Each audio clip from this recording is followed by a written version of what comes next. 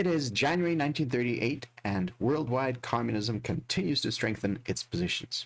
In the Soviet lands, the bastions of strength in Kiev, in Transcaucasus, Leningrad, and up north in the Kola training region seem to be doing quite well for themselves as the units ready themselves up for any future conflict.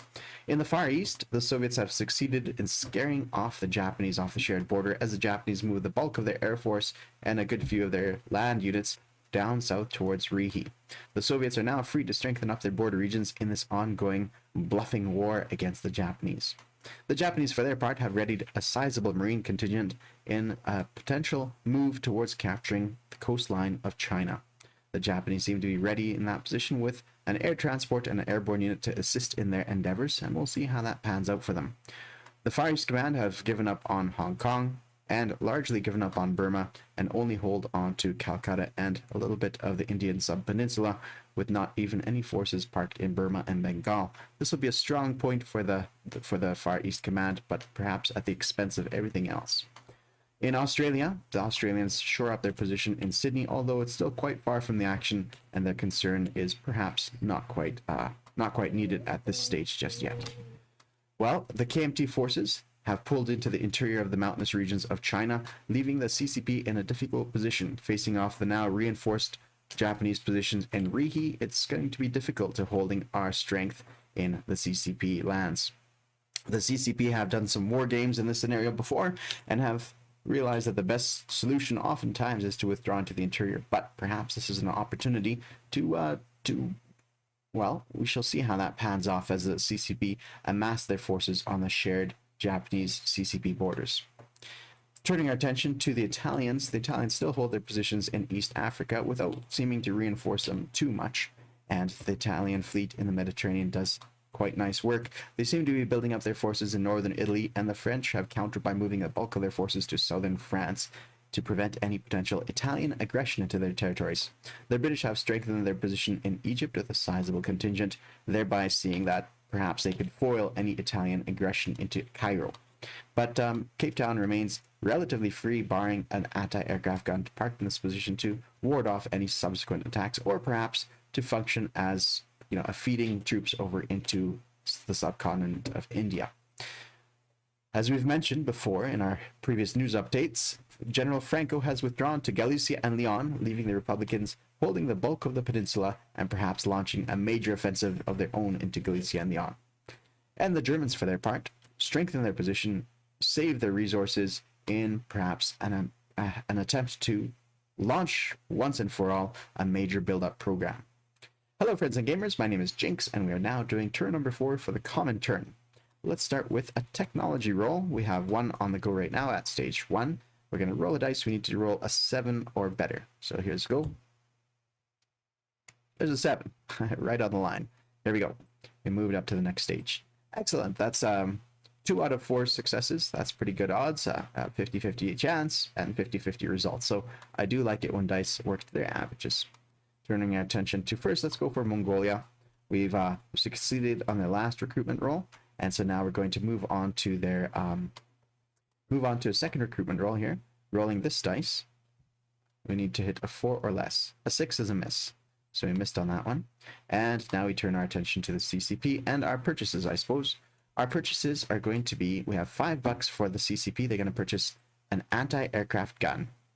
And the Russians are going to purchase a Lend-Lease anti-aircraft gun for the CCP as well. And they are going to send an infantry over to the Republicans, just in case they lose their fight, and get it airborne for themselves. So that works out to be a grand total of $10 and $4, leaving them with only $1 left over on this turn. So that'll be interesting to see how that pans out. Okay. Starting with the CCP and what they do, no aggression is entailed. We're going to spend $1 for influence roll here, so that leads us down to 0. But we'll first move our units on the board before we roll for the influence. We're going to move this cavalry and these units over to Biping in an attempt to perhaps hold out any potential attacks. And this infantry from Szechuan moves to Hopei. Now I realize this puts us in a very extended position versus the Japanese, and they could in theory wipe us out and wipe out the bulk of the CCP ambitions at that point. But perhaps with Suyan and Hopei in position here, and 2 anti-aircraft guns in Peking, it might be enough to at least take a dent out of the Japanese and thereby preserve our strength for future times. And also, I suppose that gives the advantage over to the KMT forces, as they now would have the bulk of troops if we lost that position. But hopefully they'll look kindly on us in our endeavors and have some sympathy. Okay, we're going to roll for our recruitment. We're going to first, roll for our influence here. So that will be, let's roll for this dice here, that we need a 1, 2, 3 or less. And a 6 is a miss. And now we're going to roll for recruitment, 1, 2, 3, 4, 5, 5 or less. And we succeed at a 5. And we're going to go for 2 militia in Peking. Nice. All right. That makes things work out quite a bit nicer than I thought it would be initially. Actually, do we want that or another infantry? 1, 2, 3, 4, 5, 6, 7, 8.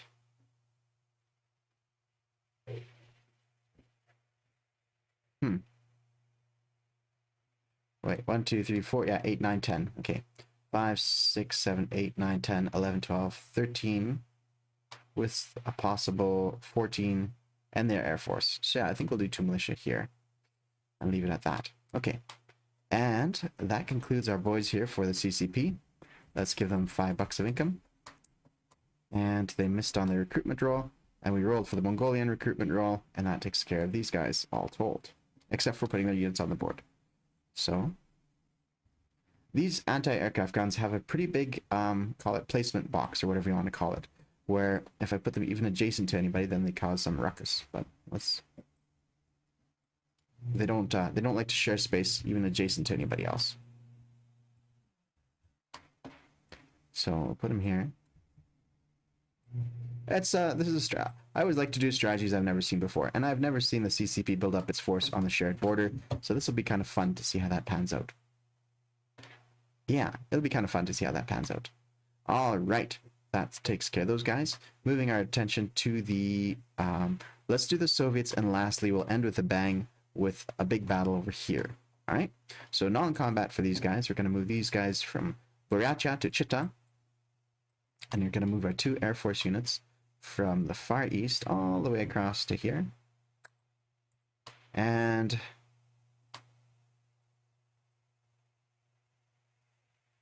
we're going to move this transfer plane all the way to Novosibirsk. It can reach.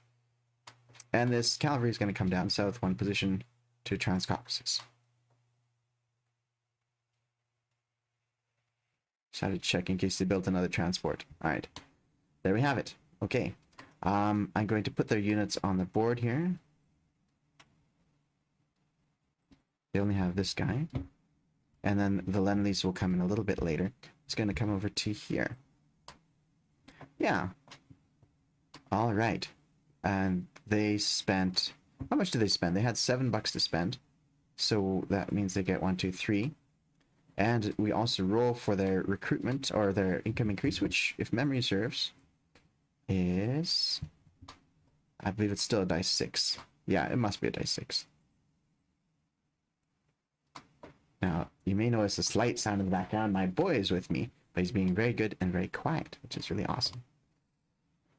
But he's been watching very tentatively, very watching to see what's going on, and learning from the best. Oh yeah, we were going to roll for this recruitment dice, or this income increase dice.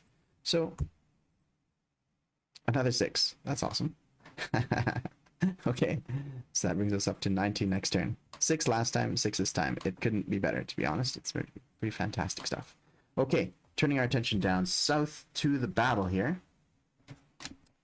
To the battle. We have quite a few guys going in. But luckily, I set up the battle prior to this. And I might call it off after the first round, but the battle is set up ready to go. So starting with, I believe the the artillery gets to roll first. This side on the bottom is a blue. And so they need to roll a 3 or less to succeed. And then they would first strike some of our units. A miss and a miss. So their first strike missed. Okay, now going into the battle proper. Now I should, I've marked out what's what where. So these 2 green dice are for the fighters, etc. So that's the situation. So I'm going to just roll this handful here. I better double check if there's any rivers too. Although we already bumped one space down because of the mountain, so it shouldn't be bumped up any further. Okay, rolling. It looks like all 4 of these dice missed. So that's the infantry missed. Okay. Next up we have our 2s. So that's our anti-aircraft gun plus 2 of these guys. Anti-aircraft gun missed. And the 2 purple missed as well. But on the nice side of things, our 2 aircraft, 1 hit with a 6 and 1 hit with a 3. But our tactical bomber missed at 11. So 2 hits. And they're both air superiority. So that's really neat. Take out the best of their units. That's pretty good. So far things are in our favor, although first round is hard to say. Now we roll for the remainder of their guys, and like I said, with ours, we put it all down here, so we'll be able to match it up later on. So on average, I should have hit 2.5 hits, so I'm below the margin there. Looks like we've got 1 hit from them. Their aircraft missed. 1 hit from them for just a regular infantry. So honestly, pretty fantastic results. 1 hit from them, everything else a miss. So honestly, I've had a rousingly successful turn this turn. So 2 anti-air hits, done. And on our end, we lost 1. We have 1 anti-aircraft gun we could lose, or 1 infantry. I'm going to lose 1 infantry. Yeah, because they roll so little, it shouldn't matter too much. So consequently, we're going to take out this and the blue dice, because they don't get to roll anymore. And the enemy gets to remove the 2 green dice for their aircraft. And that's that. Okay, so now we go into the second round with our attacking forces.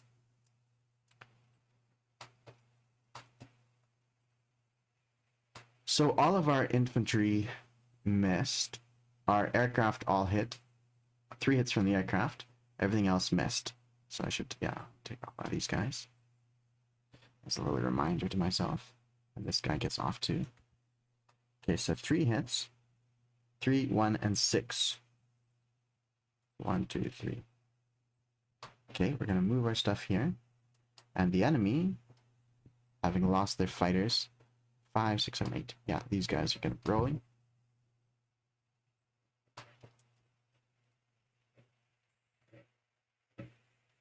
Really bad rolls. Let's see. Yeah, really bad rolls. No hits. So, yeah. Again, I've had a very successful turn. Now they're going to remove their skeleton crew and this one. So we're down to the last round, I suspect. Well, maybe not last round. Rolling again for the attacking dice. I have miss, miss, miss. 1 hit from the cavalry. And 2 hits from the Air Force, so 3 hits. Boom, nice. And the enemy, the tactical hit out of 7. And the enemy rolls with 1 hit from the artillery. Man, they've had absolutely horrific luck. I did reach out to everybody prior to recording saying, hey, does anybody want to observe? But I suppose no one was available. But I did mention to them, I was just before I started recording, I mentioned to them I was going to start recording as well, and so that they would have basically a rough timestamp. So in theory, if I was trying to, I have always in mind for ways that people can kind of cheat the system. So by mentioning exactly when I was going to start recording, in theory, to have this level of luck, I'd have to do this many, many, many times. There's 1, 2 hits. I don't think I took off casualties from them.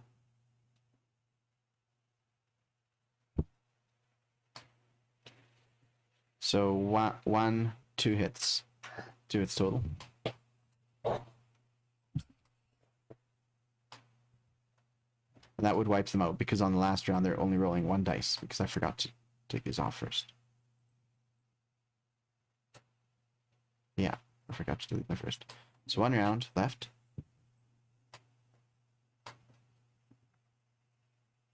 A 6 is a miss.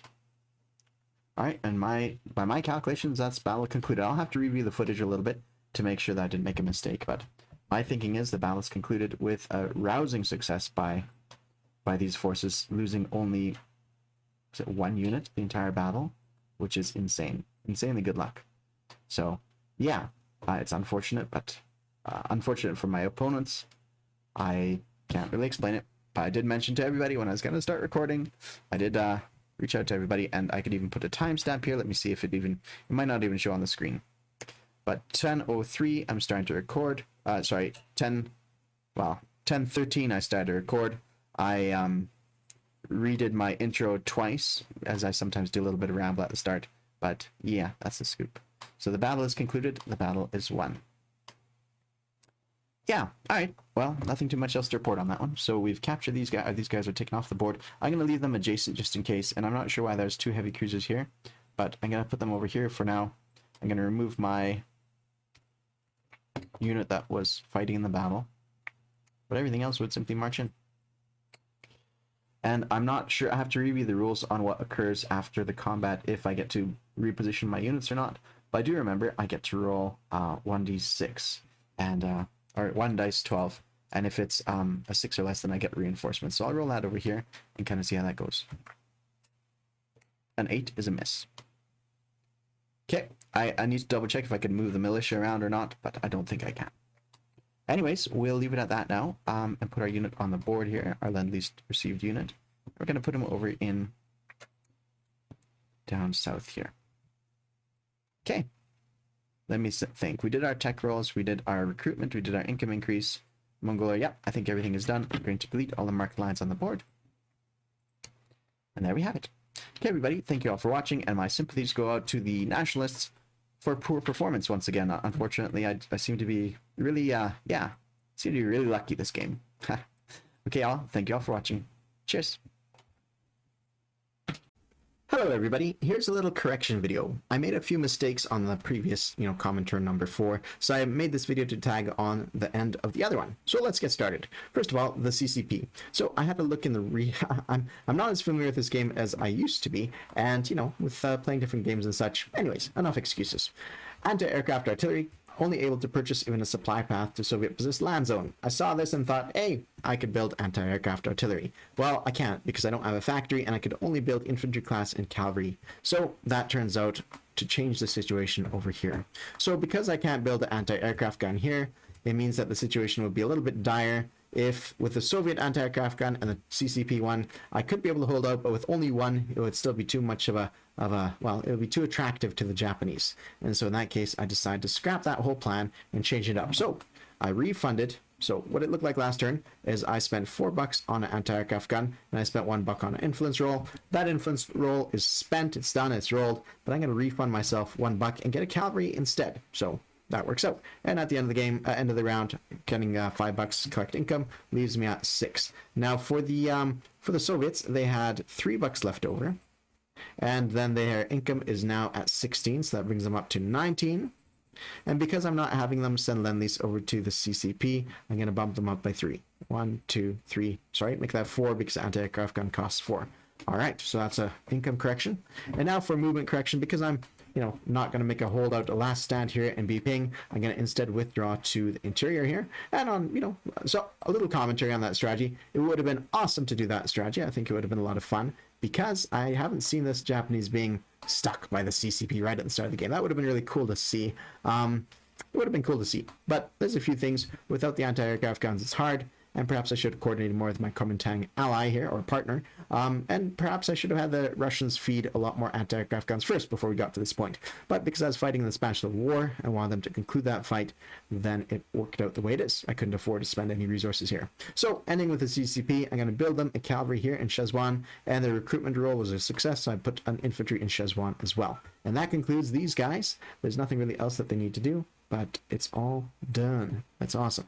Turning our attention to other parts, starting with the Spanish Civil War. Now this fight over here was a bit of a muddle. My anti-aircraft gun should have been rolling 2 dice going into that fight, so I rolled one of those dice on the Discord channel. It was a miss. It rolled a 7, and that ends that. And then I thought there was mistakes in the rest of the video, but turns out the mistake was, it was something like this. I took off a unit here, the Republicans, but that unit that scored that hit on the Nationalists, one of their artillery, shouldn't have scored that hit. And so I refunded the Republicans and infantry, but turns out when I had to look at what I had on the board here, at the end of the round. It was, I forgot to take it off in the first place. So everything worked out in the end. If you like, you can go over it with fine-tooth comb. Basically, the artillery dice was left in the defender's roll. It scored a hit, and then it went on to the subsequent rounds. But there's really nothing to correct once I recovered that loss. Anyways, a very successful win here for these guys, and I laid it all out for my allies there. I put timestamps on anything. I let them see when the files were created. I reported to them when the video was starting to be recorded, when it was finished. You know, all the facts there, so it's very clear to them that it wasn't playing. I wasn't being funny with some of the videos, right? So it's always one of those risks when battles are very lopsided, that you don't want people to think thoughts that they ought not to think. All right. So I also made a correction and took Republican Spain here and smashed Morocco because the nationalists are out of the picture. And I gave the Russians the International Brigade, their special Soviet infantry here, for the International Brigade. And that concludes the entirety of the correction video. Short, brief, quick. If you have any questions, feel free to reach out and ask, and let me know how I've messed up and how often and why. That's it, everybody. Thanks all for watching, and I really do appreciate your guys' comments and concerns. It's nice to be back. It's nice to making videos again. And I have a couple that I've neglected to upload in the past. There's a couple out there that I have in the queue to release once I put together something. But yeah, there it is. I'll talk to y'all later. Cheers.